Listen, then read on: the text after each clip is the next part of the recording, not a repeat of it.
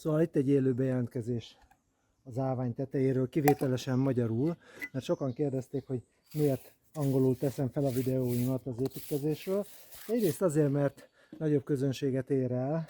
Az Instagramon bekövettek az utóbbi két hétben kb. 8000-en, és van olyan videó, amit már 75 000-szer megnéztek.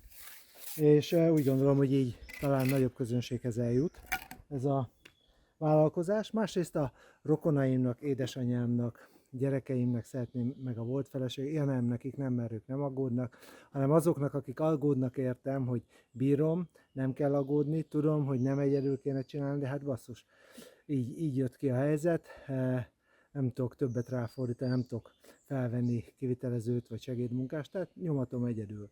Úgyhogy ne aggódjanak, bírom, egészséges vagyok, fiatal szervezet, gyorsan regenerálódik, egyelőre, ahogy a katonaságnál mondtuk, rendkívüli esemény nem történt, azon kívül, hogy tegnap a szemembe ment egy kis messzes habarcs, úgyhogy úgy nézek ki, mint egy húsvéti nyuszi, de az utolsó sort rakom most már a földszinti falból, úgyhogy remélhetőleg most már túl sok probléma nem lesz ezzel a falazással legalábbis.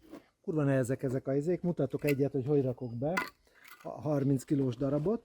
Az egy szál deszkán, vagy pallón megemelem, felrakom ide a falra. Amúgy kiváló edzés, hogyha valaki nem akar konditerembe járni, jöhetne. És akkor így ide behelyezem. És akkor bekalapálom. Bár könnyednek tűnik a dolog, de valójában nem is olyan könnyű ez a 30 kg. De hát ugye az új 40-es a 60-as, tehát nem esünk kétségbe.